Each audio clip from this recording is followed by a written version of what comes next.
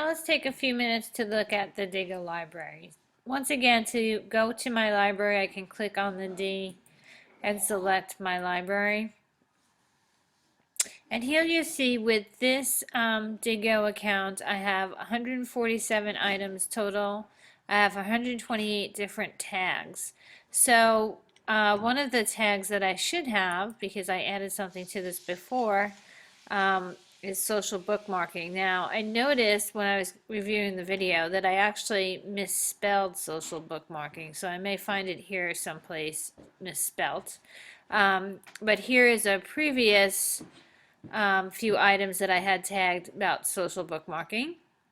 So it's very easy, no matter when you save the resource, to go back and find them. So for example, you'll notice looking at the dates here on the side that these 3 resources were saved back in 2010. So I haven't viewed them in quite a long time, but I could very easily go back to them. So this is really good if you save some resources. I save resources all the time. My other Diigo account has over 3,000.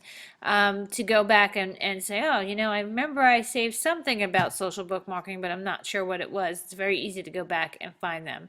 The other really great thing about Diigo is that to access your library, you only need a computer with an internet connection. So you don't need to be on a particular computer. You can save resources to your Diigo library from any computer that has, or tablet for that matter, that has an internet connection. So that is definitely a big plus. A few other things you can do. If we go to groups, you'll notice that I do have some groups set up on this account. And we will be setting up some groups in our project. Once somebody's a member of a group, you can very easily share information with the group members.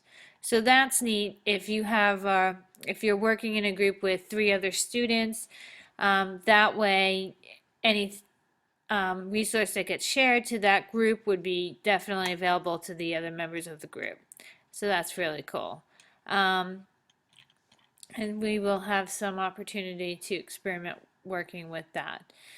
The other thing that's neat about Diigo, and probably you want to start working on this maybe more so when you're in high school, a little bit now, you can follow people who have Diigo accounts.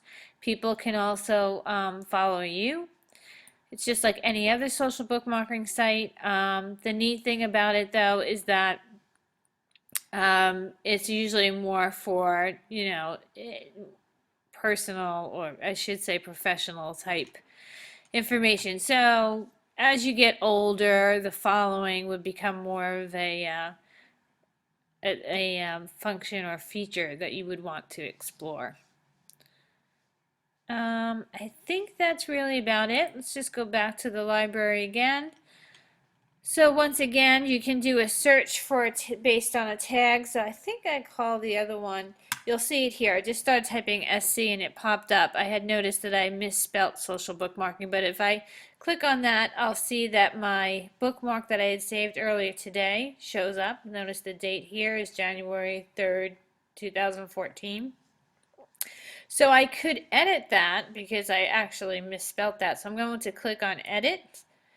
Now that edit tag actually opens up my sticky note that I had created on that bookmark, so I could edit that here.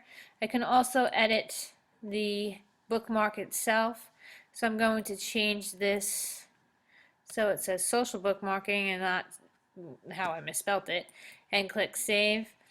Now if I were to click on that tag, let me go back to that social bookmarking tag,